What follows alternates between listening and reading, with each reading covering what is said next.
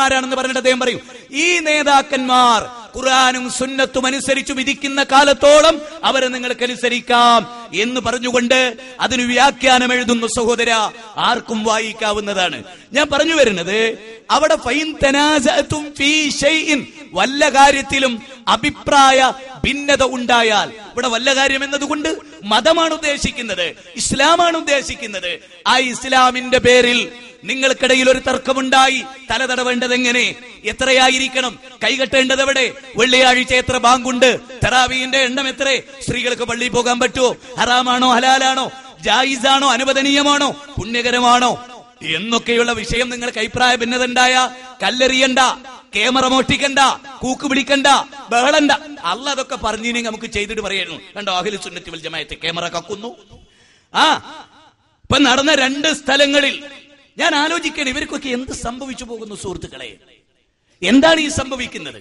എന്തൊരു ദുരന്തമാണ്, എന്തൊരവസ്ഥയാണ് കേരളത്തിൽ. പോലീസ് ഡിപ്പാർട്ട്മെന്റിൽ ഞങ്ങൾ ചെന്നിട്ട് അവർ പറയുന്ന എല്ലാ കോംപ്രമൈസും എന്ന് പറഞ്ഞ ഭൂമിയിൽ ചവിട്ടി ഞങ്ങളുടെ ശിരസിൽ കാല് വെച്ച് താഴ്ത്തിയിട്ടും ഞങ്ങൾ ക്ഷമിക്കുക. വല്ലാത്തൊരവസ്ഥ. നിങ്ങൾ ക്ഷമിക്കുക, ക്ഷമയിൽ മുൻകടക്കുക. അതാണല്ലോ ക്ഷമ എന്ന കല, പ്രകോപിതരാവാതിരിക്കുക എന്ന കല. അത് നേടാനാണ് കാന്തപുരം ലോകത്തോട് പറയുന്നത്. എന്തുകൊണ്ട് അദ്ദേഹത്തിന്റെ സമുദായത്തിന് അതില്ലാതെ പോകുന്നു? മുജാഹിദുകൾ പരിപാടി, ഇതിങ്ങനെ ഒരു പരിപാടി ഈ ജനാധിപത്യ രാജ്യത്ത്, the preamble of constitution, Indian ഭരണഘടനയുടെ ആമുഖം, ഫണ്ടമെന്റൽ റൈറ്റ്സ്, മൗലികാവകാശങ്ങൾ. ആ മൗലികാവകാശങ്ങളിൽ എന്താ 25ാമത്തെ ഖണ്ഡികയിൽ പറയും? ഇഷ്ടമുള്ള മതം വിശ്വസിക്കാൻ, ആ മതം ആചരിക്കാൻ, മനസാക്ഷി അനുസരിച്ച് ആചരിക്കാൻ, ആ മതം പ്രീച്ചിങ് ചെയ്യാൻ. പ്രീച്ചിങ് എന്ന് പറഞ്ഞാൽ എന്താ? പ്രബോധനം ചെയ്യാൻ. അത് പ്രബോധനം ചെയ്യാനുള്ള അവകാശം AP സുന്നിക്കുണ്ട്, EK സുന്നിക്കുണ്ട്, നിരീശ്വരവാദിക്കുണ്ട്. ഞാൻ ഒന്ന് ചോദിച്ചോട്ടെ നിങ്ങളോട്, ബഹുമാന്യരായ ഇസ്ലാമിനെ സ്നേഹിക്കുന്ന മുസ്ലിങ്ങളോട്, അള്ളാഹുവിന്റെ വായു വിശ്വസിച്ച്, അള്ളാഹുവിന്റെ വെള്ളം കുടിച്ച്, അല്ല തന്ന കണ്ണുകൊണ്ട് കണ്ട്, അല്ല തന്ന കാതുകൊണ്ട് കേട്ട്, അല്ല തന്ന ഹൃദയം കൊണ്ട് ചിന്തിച്ച്, അല്ല തന്ന കൈകൊണ്ട് പിടിച്ച്, അല്ല കൊടുത്ത നാവ് കൊണ്ട് അള്ളാനെ നിഷേധിക്കുന്നവർ പ്രസംഗിക്കുന്ന സ്റ്റേജ് ഏത് സുന്നി കയ്യേറാറുണ്ട്?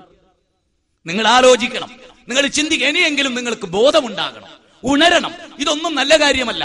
അള്ളാഹ് ചോദിക്കോ, നല്ല സക്കാഫി ആയിരുന്നില്ലേ, 5 ക്യാമറ കട്ടില്ലേ മുജാഹിദ്, ഓ ശരി, സ്വർഗത്തിലേക്ക് ഒരു പുണ്യം എന്ന് അള്ളാഹു പറയുമോ സഹോദര?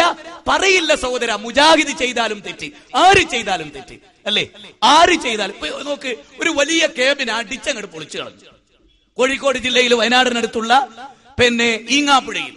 സത്യത്തിൽ ഈ പ്രോഗ്രാം സംഘടിപ്പിക്കുന്ന നമ്മളൊരു ടീമിനെ പോയി ബുക്ക് ചെയ്യും. ആ സാധുവിന് ജീവിക്കാനുള്ള ഉപജീവനല്ലേ കേബിന്? അതൊരു മുജാഹിദ് പൊളിച്ചാ അല്ല പൊറുക്കുവോ? നിങ്ങൾ ചിന്തിക്കും. അതൊരു സുന്നി പൊളിച്ചാ, ഈ അഹ്ലു സുന്നത്തി വൽ ജമാഅത്തിന്റെ ആളല്ലേ, നിനക്ക് 10 പുണ്യം. അല്ല പറയോ? നിങ്ങൾ ആലോചിക്കുക. സാധാരണക്കാരോടാണ് ഞാൻ പറയുന്നത്, സാധാരണക്കാരോടാണ് ഞാൻ പറയുന്നത്. വലിയ വലിയ ആളുകൾക്ക് ഇതൊന്നും മനസ്സിലാകുന്നില്ല, പഠിച്ചവർക്ക് ഇത് മനസ്സിലാകുന്നില്ല. സാധാരണക്കാരെ നിങ്ങൾ മനസ്സിലാക്കുക. അല്ലല്ല എന്ന് പ്രസംഗിക്കുന്ന കലാനാഥ മാഷ്, കലാനാഥ മാഷ്, അദ്ദേഹം പ്രസംഗിക്കുന്നു. ഏതെങ്കിലും ഒരു സുന്നി അദ്ദേഹത്തിന്റെ പരിപാടി കൊളാക്കിയിട്ടുണ്ടോ? ഇന്ന് വരെ ഇല്ല. എന്തുകൊണ്ട്? എന്താണ് പ്രശ്നം? അത് വളരെ ഗൗരവമായി മനസ്സിലാക്കണം. അപ്പൊ ഇവിടെ കാതലായ വശം നിങ്ങൾ അറിയുക, നിങ്ങൾ മനസ്സിലാക്കുക, റബ്ബിനെ ഭയപ്പെടുക എന്നാണ് എനിക്ക് പറയാനുള്ളത്. എല്ലാവരെയും ഓർമ്മപ്പെടുത്തുക. ഞാൻ എന്നെ സ്വയം ഓർമ്മപ്പെടുത്തുന്നു. ഖുർആനിലെ 2-ാം അധ്യായം സൂറത്ത് ബഖറ 152-ാമത്തെ വചനമാണ്. പറഞ്ഞിടത്തേക്ക് മടങ്ങി പോവുകയാണ്. മതപരമായ കാര്യത്തിൽ അഭിപ്രായ ഭിന്നത ഉണ്ടായാൽ ഫറുദ്ദൂഹു ഇലല്ലാഹി വറസൂലി, നിങ്ങൾ അള്ളാഹുവിലേക്ക് മടക്കണം. അള്ളാഹുവിലേക്ക് മടക്കുക എന്ന് പറഞ്ഞാൽ ഖുർആനിലേക്ക് മടക്കണം, സുന്നത്തിലേക്ക് മടക്കണം. അതിനനുസരിച്ചു വേണം. എന്നിട്ട് അള്ളാഹു ആയത്ത് അവസാനിപ്പിക്കുന്ന എങ്ങനെ? ചിന്തിക്കണ്ടേ? ആ ആയത്ത് കേൾക്കുമ്പോ ദൂരെ നിന്ന് കടയിലിരുന്ന് പരിസരത്തിരുന്ന് മുസൽമാനെ, എന്റെ വിനീതനായ സഹോദര, സുഹൃത്തെ, ഒന്നാലോചിച്ച് നോക്കൂ. ഇൻ കുൻതും തുഅ്മിനൂന ബില്ലാഹി വൽ യൗമിൽ ആഖിർ, അല്ലാഹുവിൽ അന്ത്യദിനത്തിലും വിശ്വസിക്കുന്നവനാണോ നീ, വിശ്വസിക്കുന്നവരാണോ നിങ്ങൾ? എങ്കിൽ നിങ്ങൾ അങ്ങനെയാ ചെയ്യേണ്ടത്.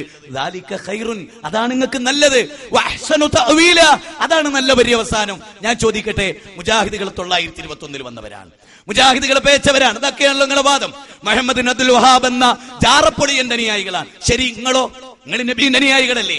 നിങ്ങൾ ചെയ്യുന്ന തെറ്റ് ഈ ദുനിയാവിൽ ഏതെങ്കിലും ആളുകൾ ചെയ്യുന്നുണ്ടോ? ഇല്ല. എന്തുകൊണ്ട്?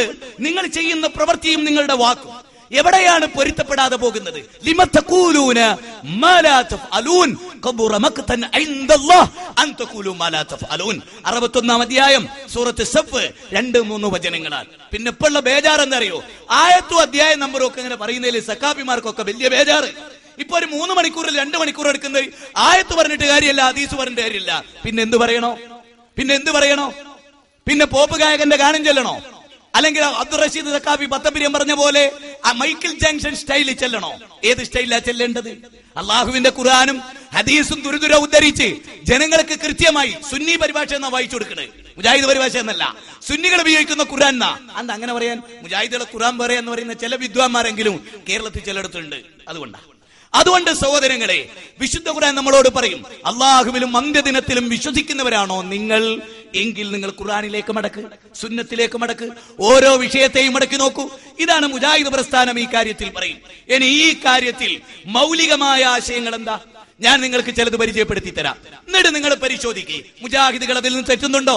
സത്യമായി നിങ്ങൾ തിരുത്തിക്കോളൂ സ്നേഹത്തോടെ. ഇതാ നിങ്ങൾ ഈ പോക്ക് അപകടമാണ്. ഈ ആയത്തിന് അങ്ങനെ ഒരു വ്യാഖ്യാനമില്ല. പ്രാമാണികരായ ആരും ആയത്തിന് അങ്ങനെ പറഞ്ഞിട്ടില്ല. അമ്പലക്കടവ് വൈസിയുടെ മുജാഹിദ് പ്രസ്ഥാനം എങ്ങോട്ട് എന്ന പുസ്തകം, ആ പുസ്തകത്തിൽ അദ്ദേഹം പറയുന്നു, മുജാഹിദുകൾ ഖുർആനിനെയും സുന്നത്തിനെയും സ്വന്തം ഇഷ്ടപ്രകാരം കാലഘട്ടത്തിനനുസരിച്ച് വ്യാഖ്യാനിച്ചു. ഒരിക്കലുമില്ല. അങ്ങനെ ഒന്നുണ്ടായോ? അമ്പലക്കടവ് ഹമീദ് ഫൈസി പറയട്ടെ, ഞങ്ങൾ തിരുത്താൻ തയ്യാറാണ്. സത്യമായും പറയണം, വളരെ ആധികാരികമായി പറയണം, ഞങ്ങൾ തിരുത്താൻ തയ്യാറാണ്. ഏതെങ്കിലും ഒരു വചനത്തിന് ഞങ്ങൾ 921 ശേഷം ഒരു വ്യാഖ്യാനം പറഞ്ഞു, നിങ്ങൾ തെളിയിച്ചോ?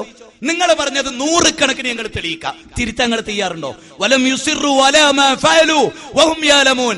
തെറ്റ് പറ്റിയാൽ അറിഞ്ഞുകൊണ്ട് തെറ്റിൽ ഉറച്ചു നിൽക്കുന്നവരല്ല വിശ്വാസി. ഏത് വിശ്വാസിയും മുജാഹിദ് വിശ്വാസിയാണോ? അവന് തെറ്റ് പറ്റിയിട്ടുണ്ടോ? തിരുത്തണം, അല്ലേ? അവന് തെറ്റ് പറ്റിയിട്ടുണ്ടോ? അങ്ങനെയുള്ള ചില തെറ്റുകൾ ഇവിടെ ചൂണ്ടിക്കാണിക്കപ്പെടുകയുണ്ടായി. ഞാൻ അഡ്വാൻസ് ആയി പറയുന്നു, തെറ്റുകൾ തെറ്റ് തന്നെയാണ്. ആ തെറ്റ് തിരുത്തേണ്ടതാണ്, ആര് ചെയ്താലും എന്നതാണ് നമ്മുടെ മാനദണ്ഡം. ഞാൻ ചോദിക്കട്ടെ, ഇവിടെ സുന്നി അഫ്കാറിൽ അല്ലെ അൽ ഇർഫാദ് മാസികയിൽ വമ്പിച്ച അബദ്ധം പറ്റി, പേരോട് ഉസ്താദ് തിരുത്തിയില്ലേ? തിരുത്തൽ വിശ്വാസികളുടെ ഗുണമല്ലേ? വേറെ പലതും തിരുത്താതെ കിടക്കുന്നുണ്ടെങ്കിലും അത് തിരുത്തിയല്ലോ.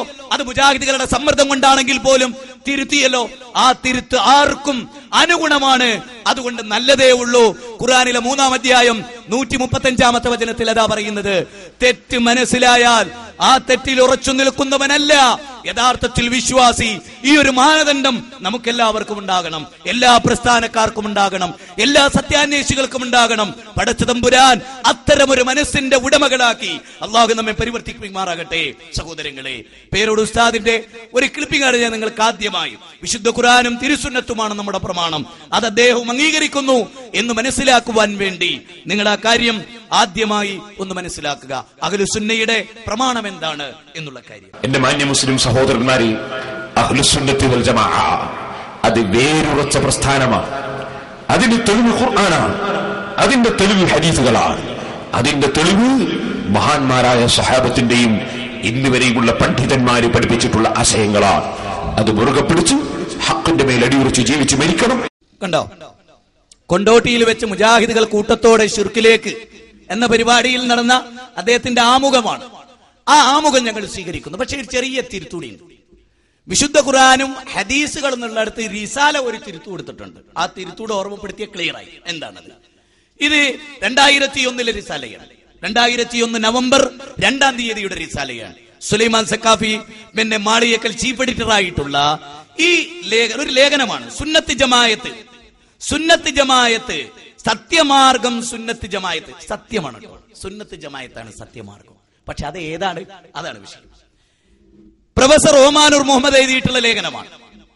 അള്ളാഹു നബി കരീം സല്ലല്ലാഹു അലൈഹി വസല്ലമയിലൂടെ അറിയിച്ചു തരികയും നബി വാക്കിലൂടെയും പ്രവർത്തികളിലൂടെയും കാണിച്ചു തരികയും മൗനാനുവാദത്തിലൂടെ അംഗീകരിക്കുകയും ചെയ്ത നടപടിക്രമങ്ങളാണ് സുന്നത്ത്. അത് ഖുർആൻ ശരീഫിന്റെ വ്യാഖ്യാനങ്ങളാണ്.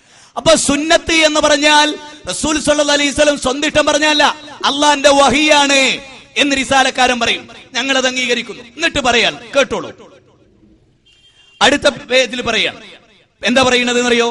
ഖുർആനിലോ